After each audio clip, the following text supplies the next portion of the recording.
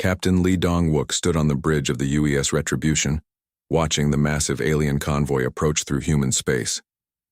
His fingers drummed against the command chair as he counted the ships on his scanner. 200 cargo vessels, 50 warships, all flying the red and gold banners of the Velthari hegemony. "Sir, they're not responding to our warnings," reported Communications Officer Park Min-jun. "We've sent the standard message in their language. They know this is human territory." Dong-wook nodded slowly. The quantum beacons had been broadcasting for 3 days straight. Every ship in the galaxy knew what those beacons meant. Human territory, authorized transit only. The message played in 847 different languages, including perfect Velthari. "Dr. Park Hee-jin, what do you know about these lizards?" Dong-wook asked the ship's xenobiologist.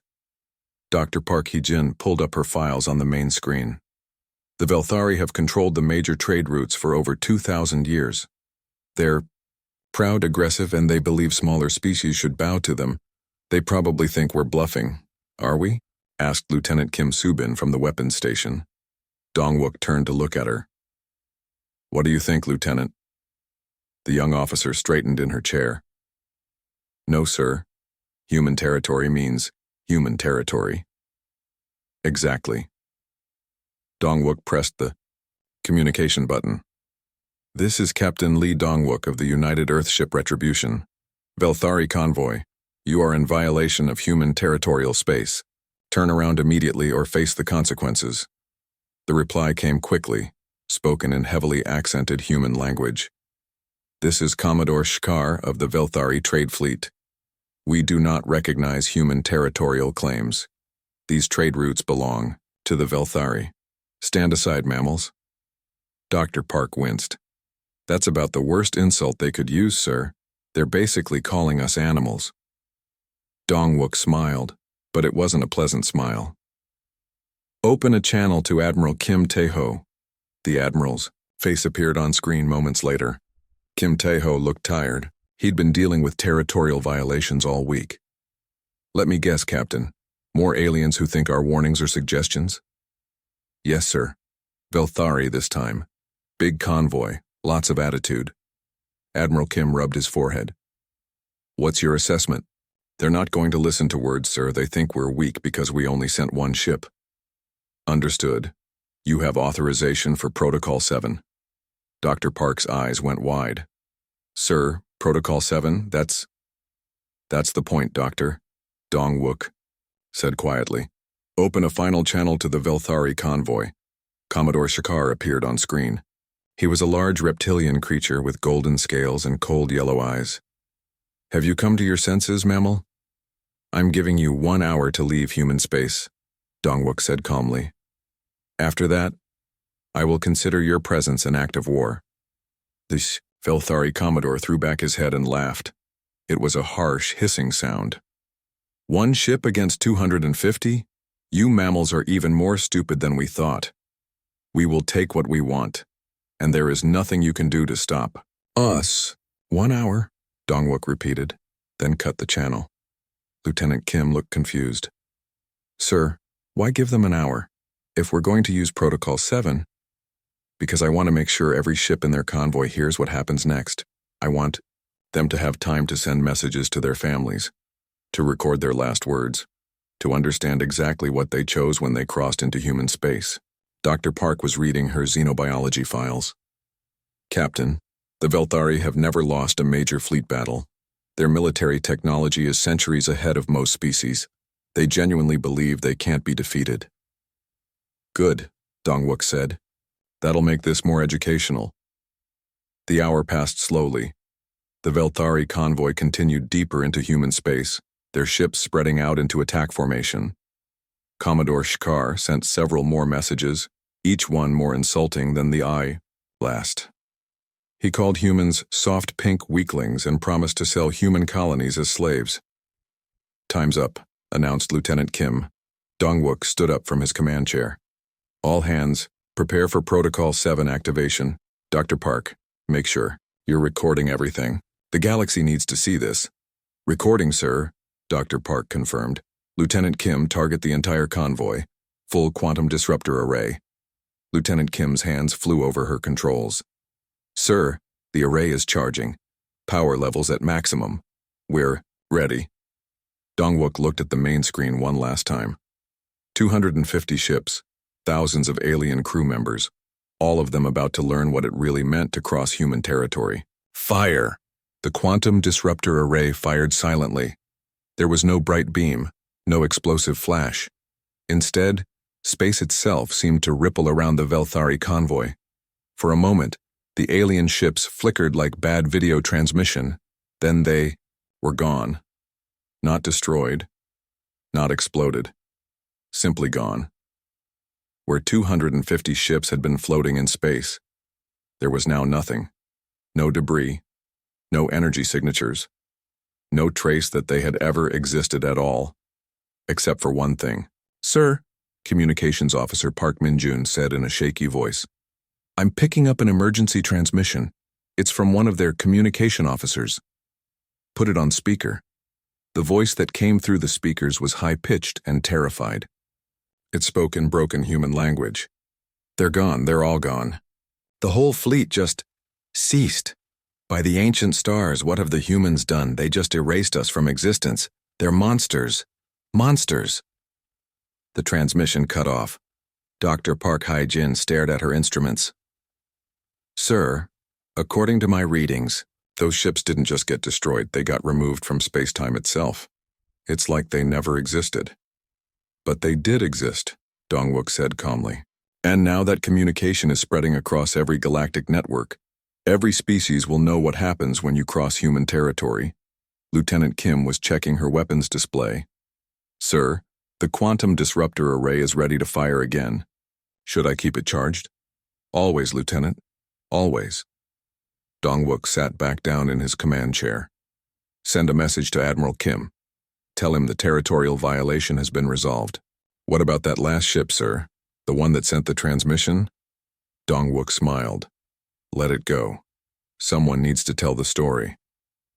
As the lone Velthari survivor jumped to hyperspace, carrying news of humanity's power to the rest of the galaxy, Captain Lee Dongwook looked out at the empty space where a convoy had been. Dr. Park, how long do you think before we get more visitors? Based on galactic communication speeds, I'd say about 3 weeks before everyone knows what happened here. Good. Maybe next time they'll listen to the warnings. But deep down, Dongwook knew they wouldn't. Aliens always thought humans were bluffing. They always learned too late that humans never bluffed about their territory. 3 weeks after the Velthari convoy disappeared, the galaxy was in chaos. The story had spread to every corner of known space. Humans had erased an entire fleet from existence. No weapons that powerful had ever been seen before. Ambassador Han So-young sat in the waiting room outside the Galactic Confederation Council chambers. She wore a simple black suit and carried only a small briefcase. Around her, aliens whispered and pointed. Some looked afraid, others looked angry.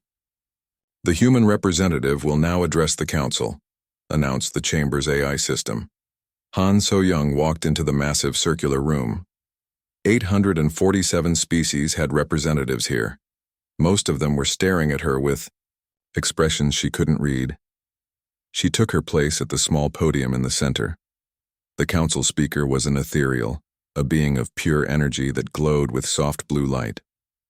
When it spoke, its voice echoed from everywhere at once. Human Ambassador Han So-young, you stand accused of genocide against the Velthari hegemony. How do you answer? I answer that the Velthari committed an act of war against human territory. Han So-young replied calmly. They were warned. They ignored the warning. They faced the consequences. A roar of anger came from the Velthari section. Councillor Vektosh, one of the few surviving Velthari military leaders, stood up. You murdered 250 ships, thousands of innocent crew members. They weren't innocent, Han So-young said. They were invaders.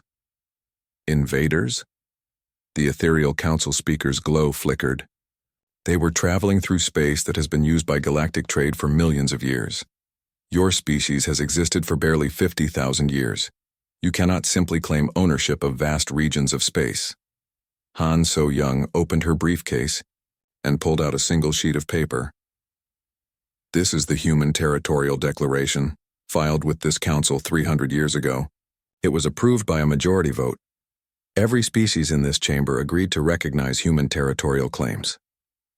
That was before we knew you were mass murderers, called out someone from the Krex Empire section.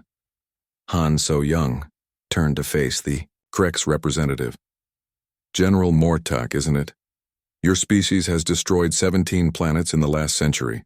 The Krex Empire believes in strength above all else.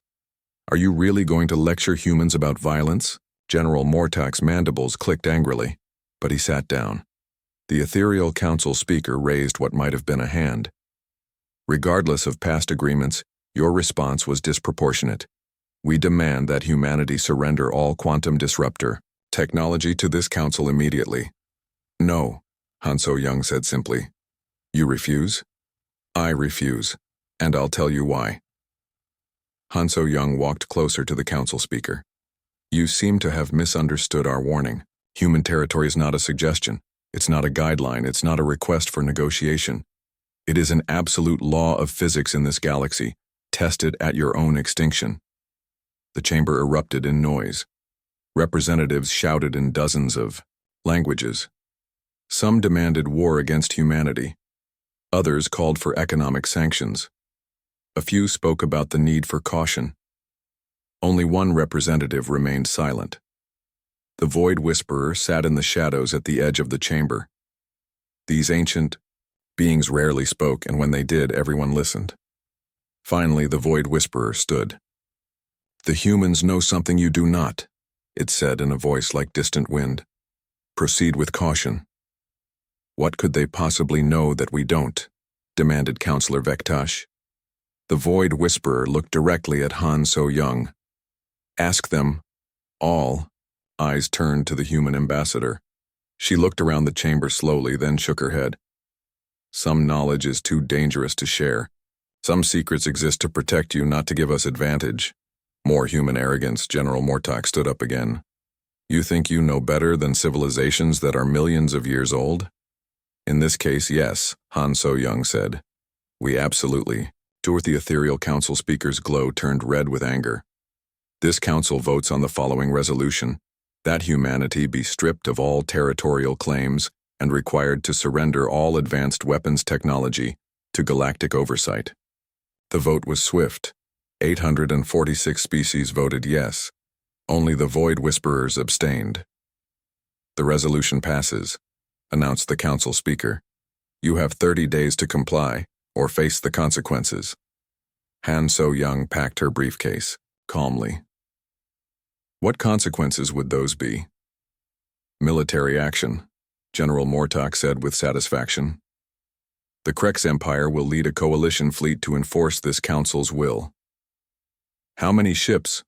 Han So-young asked. As many as it takes. Counselor, Vektash added. The Velthari survivors will join this coalition, along with the quantum shapers and their advanced technology. Han So-young nodded thoughtfully. And you believe this will work because you outnumber us? Because justice must be served, the council speaker said. I see. Han So-young picked up her briefcase and walked toward the exit. At the door, she turned back. When your coalition fleet arrives at human territory, they will receive the same warning the Velthari received. They will have the same choice the Velthari had. And when they ignore that warning, they will learn the same lesson. Are you threatening this council? Demanded General Mortok. I'm not threatening anyone, Han So-young said. I'm telling you the truth. Human territory is protected by forces you don't understand. Forces that make our quantum disruptors look like children's toys. What forces? The ethereal council speaker asked. Han So-young smiled sadly. The kind you really don't want to wake up. She left the chamber in silence. Within hours, the galactic networks were buzzing with news. The Galactic Confederation had authorized military action against humanity. The largest coalition fleet in galactic history was forming at the Nexus Point, just outside human space. On the stealth frigate UES Ghost Protocol, Commander Yoon-ji Hai watched the alien ships gathering. Her sensors counted over 10,000 vessels. Krex warships, Velthari survivors seeking revenge. quantum shaper technology ships that could bend space itself. Send a message to Admiral Kim, she told her communications officer. Tell him the party's about to start.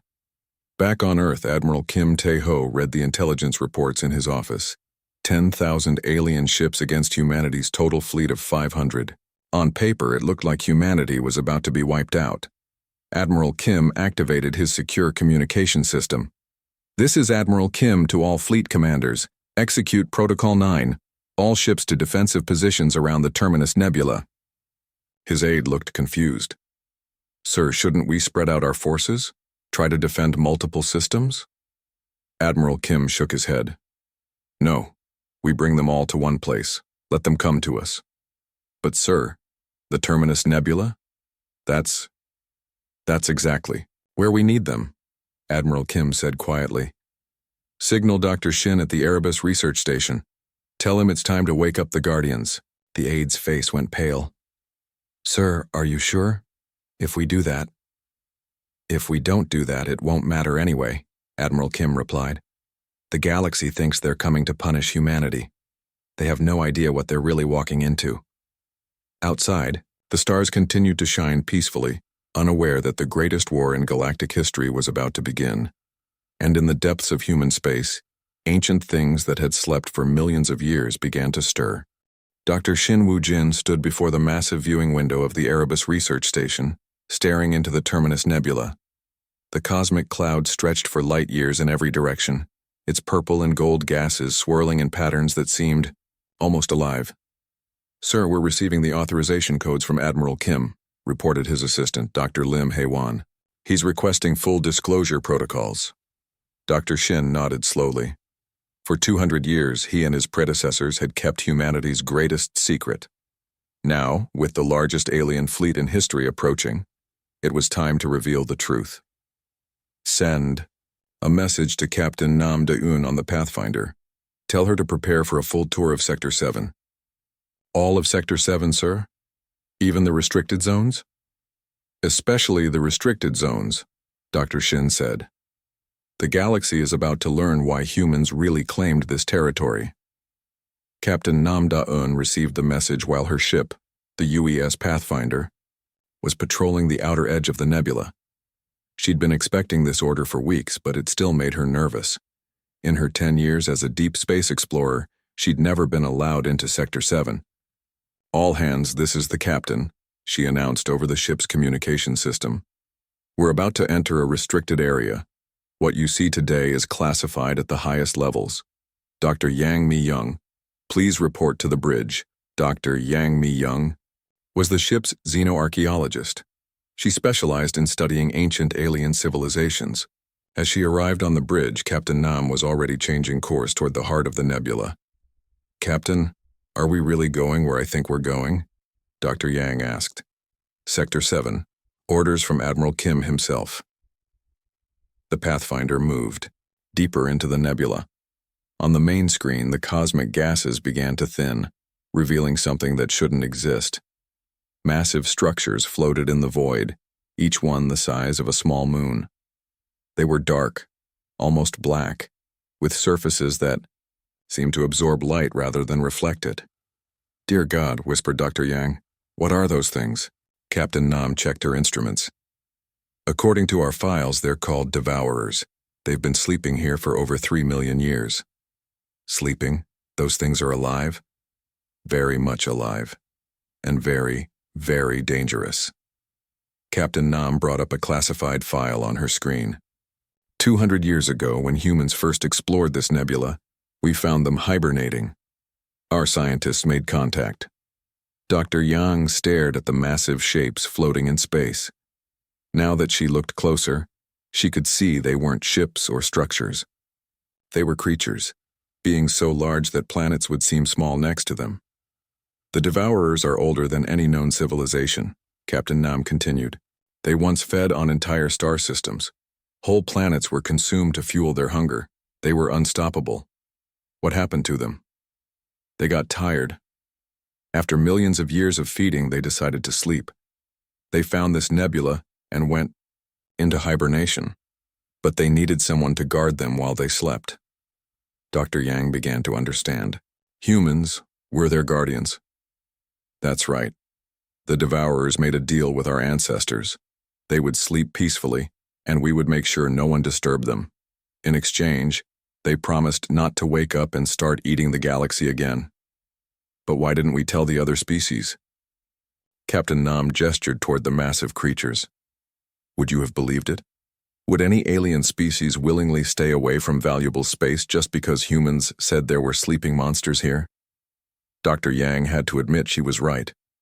So, the territorial warnings are designed to keep everyone away from the Devourers.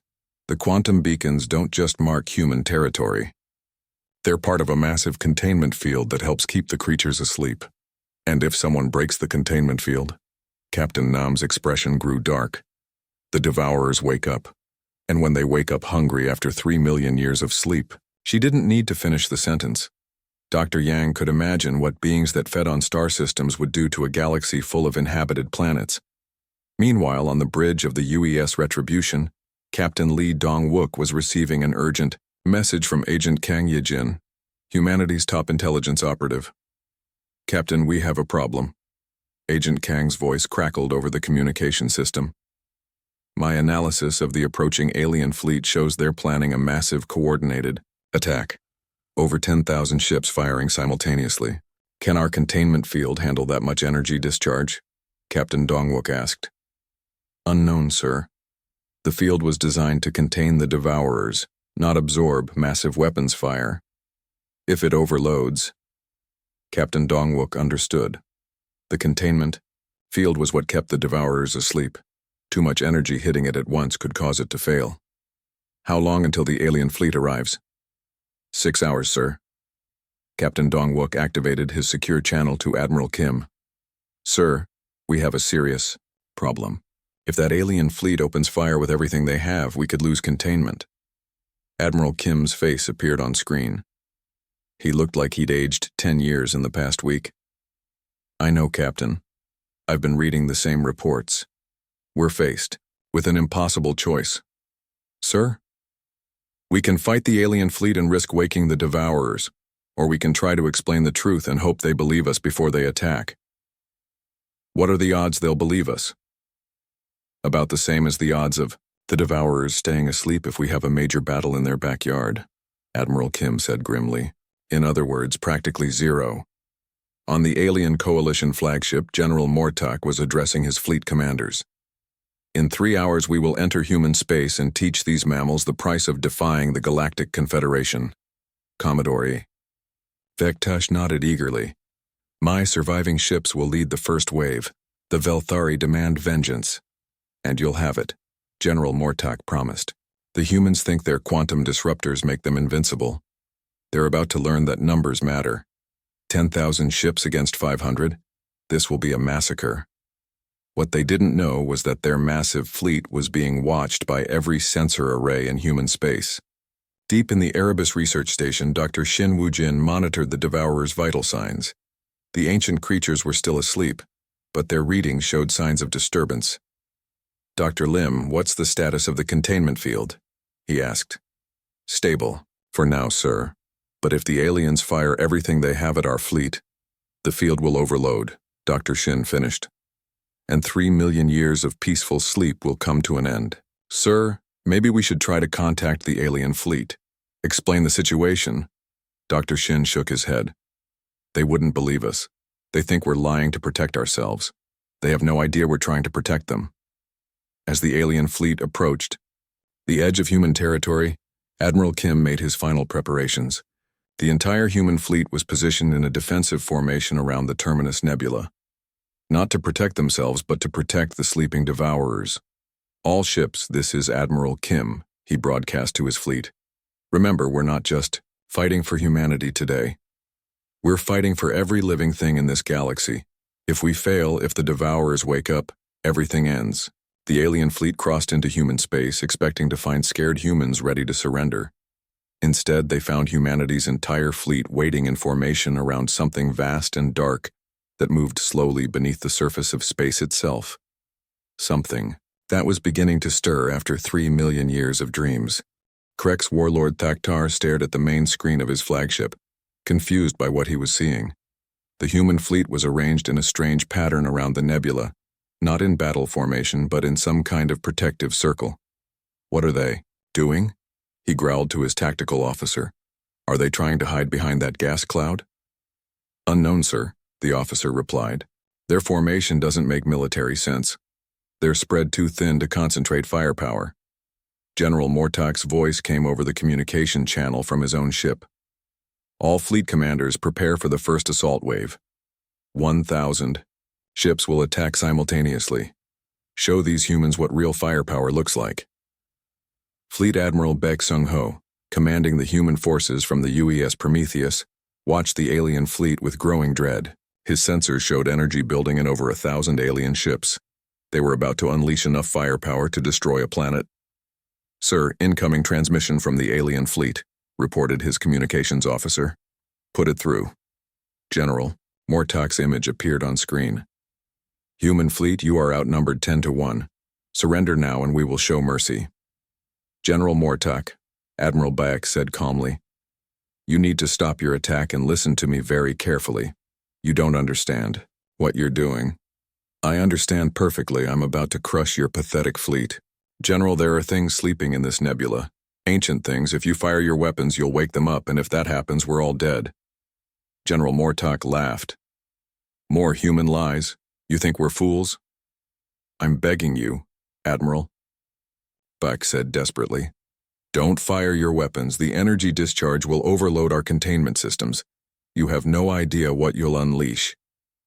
The only thing I'll unleash is justice, General Mortak snarled. First wave attack! 1,000 alien ships opened fire at the same time. Energy beams, plasma bolts, and quantum torpedoes lit up space like a deadly fireworks display. The human fleet's shields absorbed what they could, but it wasn't enough. More importantly, the massive energy discharge hit the containment field surrounding the nebula. On the Erebus research station, alarms began screaming.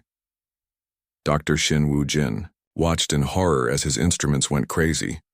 Containment field fluctuating, Dr. Lim Hae-won shouted over the noise. We're losing stability in sectors 7 through 12. Compensate, Dr. Shin ordered. Reroute power from all non-essential systems. But it was too late. 3 containment nodes overloaded and went dark. Deep in the Terminus Nebula, something that had been sleeping for 3 million years felt the disturbance. Ancient eyes that had watched the birth and death of 1,000 civilizations slowly opened. General Park Kyung-min was monitoring the situation from the Planetary Defense Center on Mars when his sensors detected something impossible. Sir, I'm reading massive movement in the nebula. Something the size of a moon is rising from the deep regions. How big? Admiral Baek asked over the communication channel. Conservative estimate, 8,000 kilometers in diameter. And it's moving. Warlord Thaktar was ordering his second wave of ships to attack when his science officer made a report that changed everything. Sir, our power systems are fluctuating. We're losing energy from our fusion reactors. What? How? Unknown, sir. It's like something is draining power from our ship. All ships in the fleet are reporting the same problem. That's when they saw it. Rising from the purple depths of the nebula came something that defied description. It looked like a cross between a jellyfish and a black hole with tentacles that stretched for thousands of kilometers. Its surface seemed to absorb light, making the surrounding space appear darker just by existing. A devourer had awakened. Dr. Lim Hae-won on the research station was tracking the creature's movements. Sir, it's not hostile yet. It's just confused, like it's trying to remember where it is. How long before it fully wakes up? Dr. Shin asked. Based on the readings, maybe 10 minutes, and when it does, the devourer's massive form pulsed once and every ship in the area felt it. Not physically, but mentally. A psychic pressure that made reality itself feel fragile pressed against the minds of every living being in the sector. On the alien flagship, several crew members collapsed. Others began screaming. The devourer's mental presence was too vast for most minds to comprehend. Captain Lee Dong-wook, now aboard the Prometheus, tried to establish communication using protocols that had been developed centuries ago. Ancient One, He broadcast on specific frequencies. Why have you awakened? The agreement still stands. Humanity keeps the watch. The response came not as words, but as a feeling that everyone in the sector experienced at the same time. Confusion, anger, hunger. Why? Have we been disturbed? The voice seemed to come from inside everyone's head at once. General Mortok, driven nearly insane by the psychic pressure, screamed orders to his fleet. It's a trick, some kind of human weapon. All ships, concentrate fire on that thing. General. No, Admiral Beck broadcast desperately. You'll only make it angry. But the alien fleet was beyond reason. 1,000 ships turned their weapons on the Devourer and fired. The energy beams struck the creature's surface and simply disappeared. The Devourer absorbed every joule of energy, growing larger and more solid with each hit. As it fed, its confusion turned to understanding. It was awake, it was hungry, and there were many small, energy-rich ships nearby. The Devourer's tentacles began to move with purpose. One swept through a squadron of Velthari ships, and they simply ceased to exist. Not destroyed, not vaporized, but absorbed into the creatures. Mass General Park's voice crackled over the communication system. Sir, I'm detecting movement throughout the nebula. The weapons fire has awakened multiple Devourers. They're all starting to rise. Admiral Beck felt his heart sink. One Devourer was a catastrophe. Multiple Devourers meant the end of everything. All human ships maintain defensive positions, he ordered. Do not fire on the Devourers. Repeat, do not engage. But the alien fleet was in full panic. Half their ships were trying to flee while the other half continued attacking the creature that was consuming their comrades. Warlord Thaktar, his mind broken by the psychic pressure, made one final desperate decision. All remaining ships, ramming. Speed! If we can't destroy it with weapons, we'll destroy it with our ships. Sir, that's suicide, his tactical officer protested. Then we die with honor. Thaktar screamed. 200 alien ships accelerated toward the Devourer at maximum speed. The ancient creature watched them approach with something like curiosity. When they struck its surface, the ships didn't explode. They were simply absorbed, their mass and energy adding to the Devourer's strength. The creature's psychic voice echoed through space again, and this time it carried a terrible understanding. We remember the small things that make light and heat. They taste familiar. More Devourers were rising from the depths of the nebula. Creatures that had slept since before the first galaxy formed were awakening to find a galaxy full of life, full of energy, full of food. Admiral Bayek made the hardest decision of his life. Opening a channel to the research station, he said simply, Dr. Shin, prepare the final protocol. Sir, that means...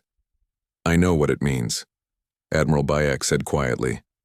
But if we don't re-establish containment now, the Devourers will consume everything. The entire galaxy will be nothing but empty space and ancient hunger. As more alien ships were absorbed by the growing Devourers, Admiral Bayek began preparations for a sacrifice that might save the galaxy. But even if he succeeded, the aliens had learned the truth about human territory. Some boundaries existed not to keep others out, but to keep something far worse locked away. And that something was now awake and feeding. Fleet Admiral Bayek Seung-ho stood on the bridge of his specially modified ship, watching as 3 more Devourers rose from the depths of the Terminus Nebula. The alien coalition fleet was in complete chaos. Half their ships had been absorbed, and the rest were fleeing in terror. Sir, the final protocol ship is ready, reported Captain Seo Junho from the nearby UES Covenant. All systems are green. Admiral Beck nodded. The final protocol was humanity's last resort, a ship modified with experimental technology that could establish a new containment field, but only if piloted directly into a Devourer's core. The pilot wouldn't survive.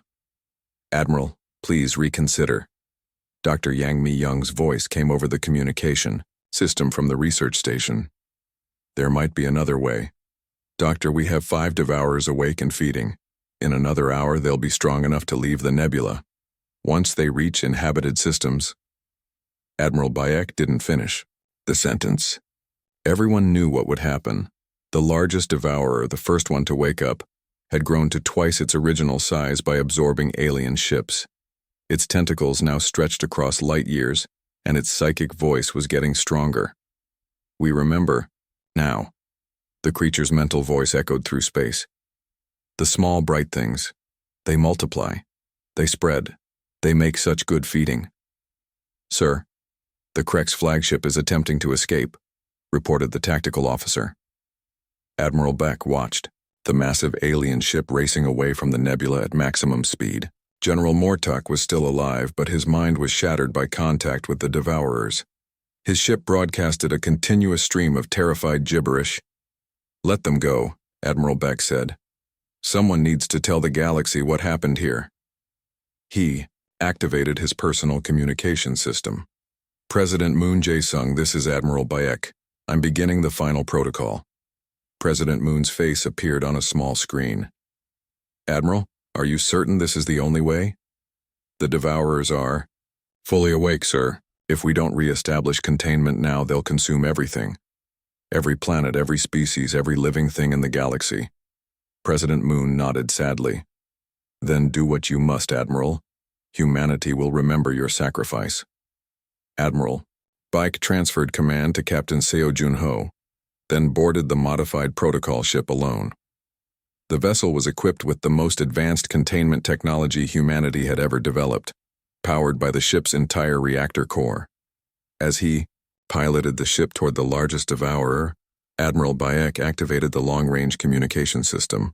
This is Fleet Admiral Baek Sung-ho to all surviving alien vessels. What you are witnessing today is why humanity claimed this territory. We are not conquerors. We are guardians. For 300 years we have protected the galaxy from these ancient beings. The Devourer sensed his approach. Massive tentacles moved to intercept the small ship. But Admiral Bayek had studied these creatures his entire career. He knew their patterns, their weaknesses. The beings you see before you are called Devourers, he continued broadcasting. They are older than your civilizations. They consumed entire star systems before your species learned to make fire. They chose to sleep, and humanity chose to guard their sleep. Admiral Bayek's ship dove between the creature's tentacles, racing toward its core. The Devourer's psychic voice pressed against his mind, but he pushed through the mental pressure. Your attack woke them up, he said, his voice calm despite the impossible danger. But humanity will fix what your ignorance broke. We will re-establish the containment field. We will restore the peace. Because that is what Guardians do. The ship reached the Devourer's core, a swirling mass of dark energy that bent space around itself. Admiral Bayek activated the containment device and felt the ship's reactor overload. Tell the galaxy, he said in his final transmission. Tell them why humans guard this space. Tell them why some boundaries must never be crossed. The explosion was unlike anything seen before. Instead of destroying the Devourer, the containment device merged with its core, creating a new type of stasis field. The creature's movement slowed, then stopped. Its psychic voice faded to silence. One by one, the other Devourers felt the new containment field's influence. Ancient minds that had briefly tasted freedom sank back into slumber. The tentacles withdrew into the nebula's depths. Captain Seo Jun-ho, now in command of the human fleet, watched the aliens' reactions. Those ships that hadn't fled were broadcasting continuous surrender signals.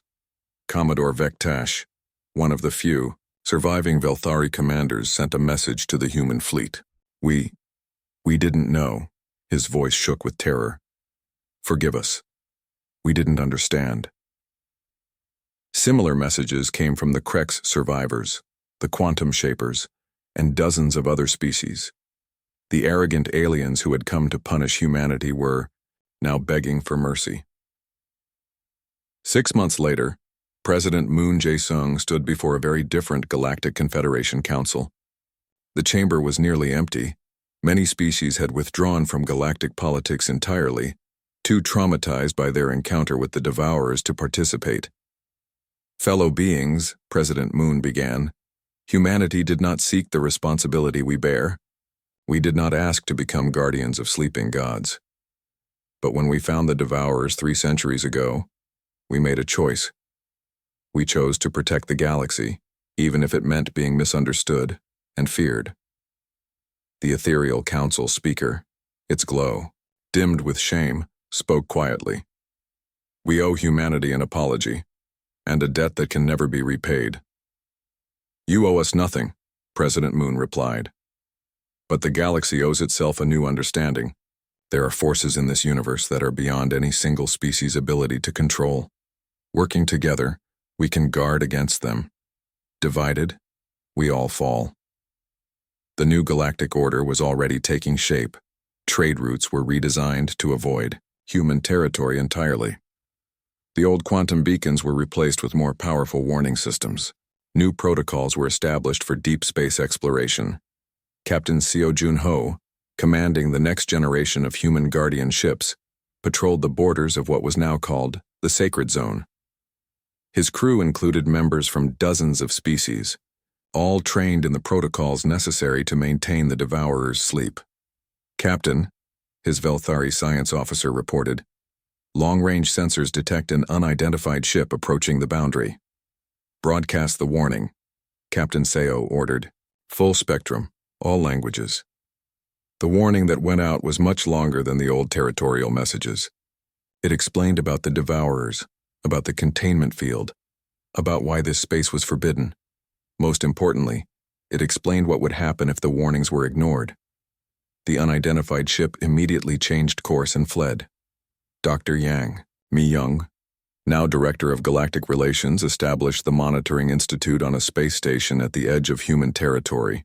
Scientists from every species worked together to study the Devourers and ensure the containment systems remained stable. Any unusual readings today? She asked her assistant, a young Krex engineer named Tekvar. All quiet, Director, Tekvar replied. The Devourers show no signs of disturbance. The containment field is holding steady. Good. Let's keep it that way. The memorial to Fleet Admiral Baek Seong-ho was built at the edge of the Terminus Nebula, where ships from across the galaxy could see it. The inscription was written in every known language. Here lie those who chose to be guardians rather than gods. May their sacrifice remind us that some boundaries exist not to divide, but to protect. Years passed. The galaxy slowly healed from the trauma of the Devourer awakening. New generations grew up knowing the truth about human territory. Children of dozens of species learned in school about the sleeping giants and the humans who guarded them. Sometimes young aliens would ask why humans had taken on such a terrible responsibility. The answer was always the same. Because someone had to, and humans were the ones who found them first. Trade resumed. Exploration continued. Wars were fought, and peace was made. But always, at the edge of it all, human ships maintained their eternal vigil. The Devourers slept on, their ancient hunger held in check by technology and sacrifice, and in human space, where warning beacons marked the boundaries of a prison older than civilization, the galaxy's guardians kept their watch. The galaxy had learned to fear human territory, but more importantly, it had learned to understand why that fear was necessary. In the depths of space where sleeping gods dreamed of cosmic meals, humanity stood guard. Not because they wanted to rule, but because someone had to make sure the nightmares stayed asleep. The warning beacons continued, their endless broadcast, sacred zone, protected by human treaty, do not approach, do not investigate, do not disturb. And for the first time in galactic history, everyone listened, because the galaxy had finally learned that some boundaries were written not in law, but in the survival instinct of every living thing. Human territory was no longer a claim to be challenged. It was a gift to be protected, and humanity would protect it forever.